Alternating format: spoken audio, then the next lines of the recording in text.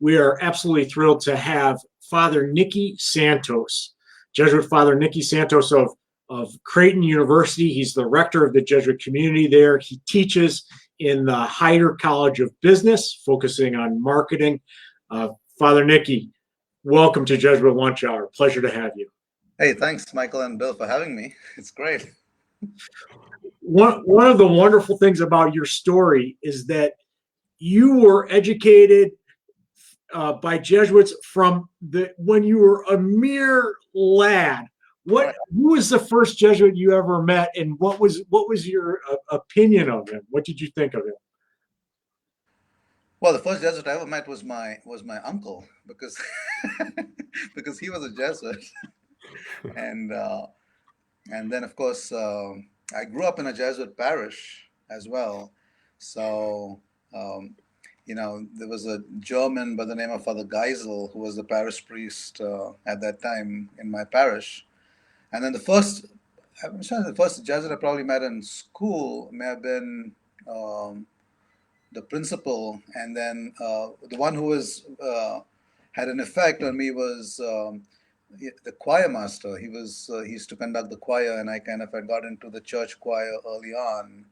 But yeah, I started off in a Jesuit parish. So even as a little toddler, I was baptized in a Jesuit parish, and then got into Jesuit school and right through. I mean. Great. So basically, you're saying when you thought of the priesthood, there was no choice. You were. No, I'm not saying that at all. Some people think that. So please correct the record. So another uncle of mine who was my godfather, and he was, I loved him a lot. He was a diocesan priest, and he was secretary to the Archbishop in Delhi. And so really, he also kind of played an important role when I was thinking of joining the priesthood. And then, as a youth, I was very close to the Salesians. So it wasn't that kind of clear cut in terms of that I was in a Jesuit parish and Jesuit school, and that's why I joined the Jesuits. In fact, actually, after I discerned the whole call, these were the three options that I was praying over. Was like, is God calling me to be a diocesan priest? Is he calling me to be a Salesian? Is he calling me to be a Jesuit? Yeah. And so then what was it that led you ultimately to the Society of Jesus? Well, I think a lot had to do with, even though I was very much interested in youth work, I was very impressed with the breadth of apostolates that the Jesuits were involved in. And that probably have been a kind of deciding factor in me joining the Jesuits. Was the options were much much broader. Like, if I said if I join the diocese and I don't like pastoral work, and that's not good. If I join the Salesians and if I don't like youth work, again, that's not good. If I join the Jesuits, if I don't like something, I can be always put into something else. Right. Or go somewhere else too. So perhaps, Father Nicky, you can tell us a little bit about just kind of your story that brought you from India to the U.S. and the Midwest specifically. Yeah, I mean, most of my Jesuit formation was in the place I grew up in, and some of my Jesuit companions would joke with me, and they would tell me, like, that you'll be an apostle of this place, like, you'll live and be buried over here. because I did my philosophy studies, theology studies. I was teaching, in the same place that I grew up in, Pune, in India, and then, of course, the journey of my moving out began with when I came to Berkeley for Masters in Theology in 2001, 2002. That was the time when then I went back to India for 2 years, 2002 2004, before I came to Marquette and did the MBA and the PhD at Marquette. Yeah. So speaking of the MBA and the PhD and just your academic interests, how did you get interested in business? How did you kind of focus in on marketing for your PhD and how does your priesthood inform your teaching as a Jesuit professor?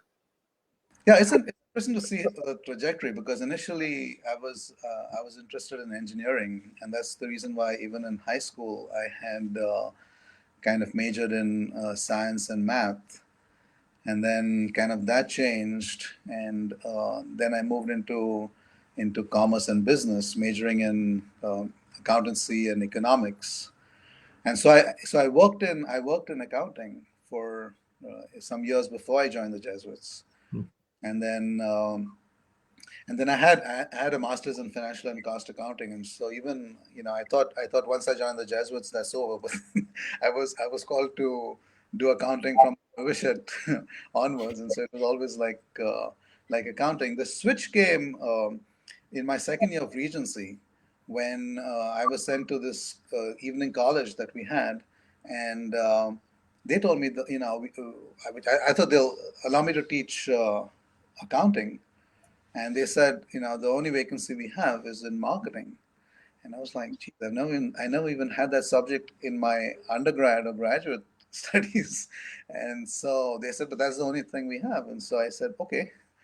So my first year was just learning and teaching. And I just got hooked on to marketing. I got hooked on to the whole thing of trying to understand the customer, trying to come out with offerings that are in the customer's best interest. I mean, those were the things that drew me to marketing. And so I was already teaching marketing whilst I was doing my theology studies. I would learn theology in the day and then go and teach marketing in the evening. And a lot of my companions were like, they were aghast. They were like, how can you reconcile these two worlds, right? I mean, how can you be doing theology and teaching this terrible subject called... And so for my thesis in theology, I really worked with with the former Jesuit Paul Coutinho on the marketing strategies of St. Ignatius of Loyola. that was my first published paper, actually. The marketing strategies of St. Ignatius of Loyola. I was trying to tell my Jesuit companions, well, we're all about marketing. Good. Good. And so hearing you talk about, bouncing between these different worlds, it sounds quite familiar. I was a double major in economics and theology as an undergrad. So I hear what you're saying. What do you think the church could learn from the world of marketing? And what could the world of marketing learn from the church? Well, I think one of the things the church can learn, that we can learn from the field of marketing is this whole thing of where there's much more of a focus on what people are looking for. Often the church too, we just kind of like now a lot of I kind of I'm generalizing, but you see a lot of parishes kind of trying to adopt some of those things, trying to adopt some of these marketing principles. But that's really kind of like where you recognize that different people have different kind of needs and wants, and so how do you address that in a way? So this whole thing of segmentation and targeting and positioning is an important part of marketing, and I think sometimes in the church we just try to have a general approach, and we expect that everybody is going to fit in, and that's the reason why a lot of people leave the churches, because they don't feel that their needs are fulfilled. So I think that's where that's something that the church can learn from the field of marketing. With regard to what can the field of marketing learn from the church, I think you know again, I think it's values, and it's faith. It's the whole thing of human dignity, which should be at the core of a lot of marketing approaches, right? Otherwise, it's kind of like you're just trying to sell things and trying to kind of manipulate people to buy things which they don't need.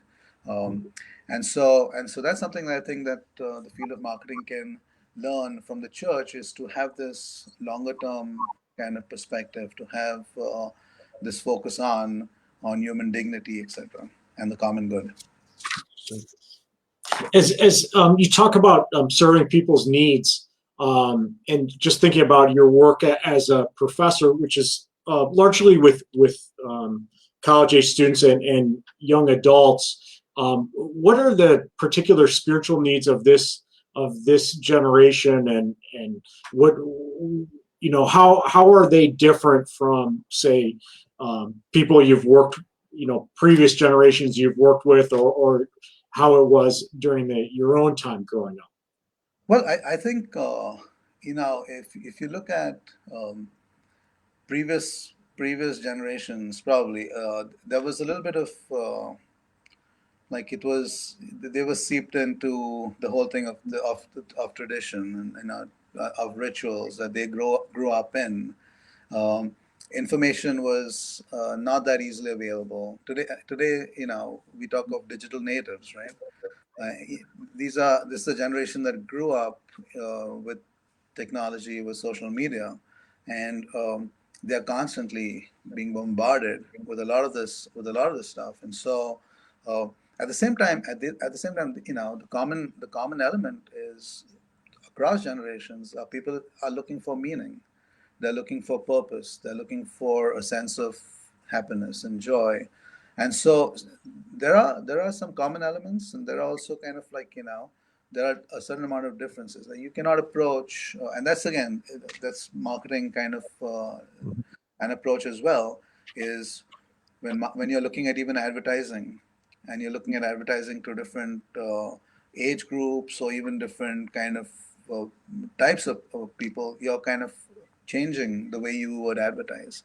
And so like, I think that you have the some people kind of say that, like, that this generation today, they kind of they don't want religion, and they don't want spirituality.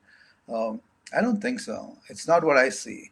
From both my experience at Marquette and my experience over here at Creighton, um, I think there is a hunger for spirituality. There's a hunger for God. There's a hunger for something deeper.